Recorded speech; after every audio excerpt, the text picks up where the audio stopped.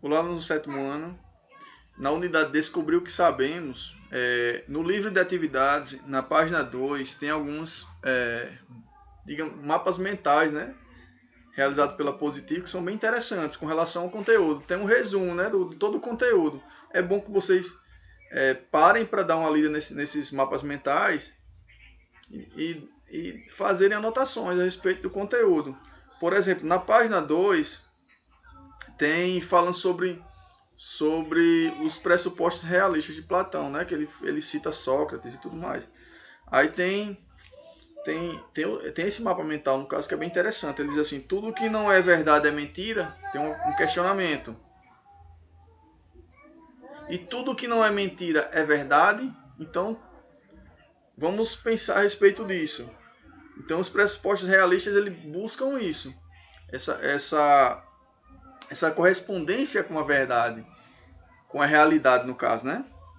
Já dizem, por isso mesmo que são pressupostos realistas, porque eles buscam aferir a ideia do que é verdadeiro com a realidade que nos cerca. Então, por isso são pressupostos realistas. Aí está dizendo aqui, segundo Platão, para um pensamento ou uma fala serem verdadeiros, é preciso haver correspondência entre o que é pensado ou dito com a realidade, viu? Então, os pressupostos realistas de Platão é com base nisso. E, como eu havia explicado anteriormente a vocês, né, no primeiro bimestre, Platão falou muito sobre Sócrates. Sócrates nunca registrou nada por escrito. Platão foi discípulo de Sócrates. Então, a grande maioria dos seus escritos, ele fala sobre as ideias de Sócrates mesmo. Ele fala sobre os pensamentos de Sócrates, dos diálogos, né? Ele é um dos personagens mais marcantes na obra de Platão. Ele sempre está citando Sócrates, sempre está falando sobre Sócrates. Aí logo abaixo tem uma imagem aqui, ó, duas pessoas, cada um em uma perspectiva diferente de visão. Uma pessoa está dizendo o quê? Que o número é o 6, o número que está escrito no chão. E a outra pessoa está dizendo que o número que está escrito no chão é um 9. Então, há duas afirmações contrárias, né? Contraditórias. E, no caso, as duas são verdadeiras. Como isso é possível? Como duas afirmações podem ser verdadeiras? Então, se a gente partir para analisar a imagem está querendo dizer o quê? Que há uma relação com a perspectiva que a pessoa vive. Dependendo da forma que você enxerga as coisas, das suas vivências, aquilo vai lhe parecer verdadeiro. E a sua verdade pode não corresponder à verdade da outra pessoa, à realidade da outra pessoa. Então há esse choque. Nem tudo que é verdade para a minha cultura e para a minha vida pode ser verdade para outros cidadãos. Então, até a estrutura social e cultural que a gente vive interfere na percepção de mundo que a gente tem. Então, há toda uma relação de percepção do ponto de vista que eu estou analisando determinada situação. Às vezes uma pessoa age de forma violenta, mas vamos ver o que levou aquela pessoa a fazer aquilo. Então há toda um ponto, a realidade naquele momento que fez com que a pessoa fizesse aquilo. Mas será que aquela pessoa é aquilo de fato? Então é isso. Há toda uma relação de percepção, de ponto de vista. Cada pessoa tem um ponto de vista. Será que eu estou certo ou estou errado? Então são questionamentos que a gente pode fazer a respeito do conteúdo. Na página 3, tem outro mapa mental falando sobre os saberes, as formas de saber, né? Então, tá aqui, ó. Logo no início. Tem 4 quadros. Tem falando sobre a mitologia, a arte, a filosofia e a ciência, dizendo a característica de cada uma.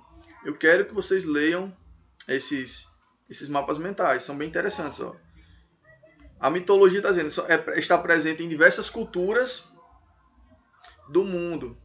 Narra os feitos de deuses ou heróis, como surgiram todas as coisas. Então a mitologia, como eu expliquei a vocês, foi uma das primeiras formas de saber que buscavam interpretar o mundo à sua volta, buscavam explicações. Acrescenta também aos fatos aspectos fantásticos sobrenaturais. Então o que eles não entendiam, eles buscavam nos deuses, nos heróis, explicar aquela situação que eles viviam. A questão da arte, por exemplo, é um saber humano também, representa uma forma criativa, ideias, pensamentos e sentimentos. Através da arte, o ser humano consegue colocar seu sentimento, colocar sua interpretação de mundo sobre sua obra de arte. Ele consegue deixar sua marca, as suas características de personalidade. Ele coloca na sua pintura, na sua escultura, por exemplo, em outras formas de arte também, através da poesia, através da música. Então tudo isso é muito importante que a gente analise para a gente saber que todos os saberes humanos são importantes. Até mesmo a filosofia se utiliza de aspectos da mitologia para explicar de forma lógica aquele aspecto um dos aspectos da vida humana, por exemplo. A filosofia se utiliza de representações, de alegorias que estão nas mitologias para explicar aspectos da vida humana, por exemplo. A questão da realidade, por exemplo, bimestre passado, eu falei sobre a alegoria da caverna, que está relacionando a questão da realidade, né? Você perceber a sua realidade. Às vezes a gente está com um véu da ilusão, a gente não percebe o mundo à nossa volta do jeito que ele é, e a gente acaba, quando a gente toma percepção do que é o mundo, a gente se choca com certas situações. Então essa tomada de realidade é uma forma de você sair da ilusão. Então, muito do que a filosofia se utiliza para analisar, ela também se utiliza da mitologia. Aí tem a filosofia também como uma busca de explicações racionais para grandes indagações humanas. Então ela foi a primeira forma de sistematização do saber. Aí fala aqui a respeito da filosofia, né? Que ela se utiliza de diálogos, de raciocínios rigorosos para investigar a realidade. E na sequência tem a ciência, né? Que a ciência ela busca mais a questão objetiva, né? De analisar a coisa de forma objetiva e aferir os dados ou os fenômenos que acontecem através de equipamentos, de tecnologia. Então a ciência é como se fosse... Ela se utiliza muito da filosofia, da questão do pensamento rigoroso e sistemático para formar um trabalho, e utiliza de equipamentos e de aferição dos dados coletados. Então, a ciência, ela bebeu muito, ela tirou muita coisa da filosofia, tanto que a grande maioria das ciências surgiram da filosofia, até mesmo a sociologia, que é uma ciência social, ela veio de estudos que estavam relacionados à filosofia. Isso no século XIX, como eu já expliquei a vocês. Então, tudo há uma interligação, existe uma interligação entre os saberes humanos. Não dá para a gente desvincular toda a linha de pensamento humano, a questão dos saberes humanos. Pessoal, na sequência, tem aqui também falando aspectos que estão relacionando o que para uma pessoa ser considerada sábia, quais as características que essa pessoa deve ter, que a gente já explicou, né? Que é a simplicidade, o autocontrole e a independência. Isso na página 3, viu? E tem também um comparativo, um quadro comparativo entre as ideias de racionalistas de Descartes e John Locke, as empiristas de John Locke. Então a questão quais as características de cada um. Então tá bem explicadinho aqui, bem resumido. É uma forma de vocês se aprofundarem mais no conteúdo. E é bem interessante esses mapas mentais. Na sequência, tem uma atividade que eu vou propor para vocês. Na página 4 do livro de atividades.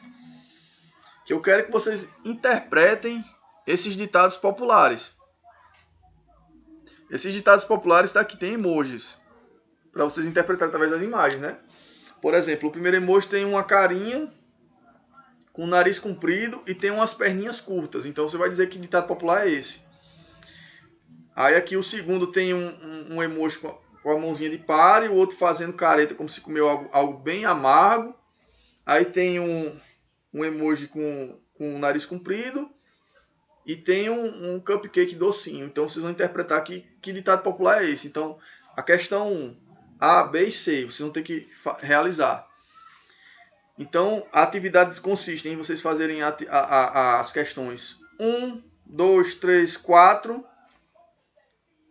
1, 2, 3 e 4. A 4 vai da página 4 até a página 5. A 5 não é para fazer. Então façam a atividade do livro de atividades na página 4 e 5 até a questão 4. A 5 não é para fazer. Então a atividade é essa. Fique com Deus e até a próxima, pessoal.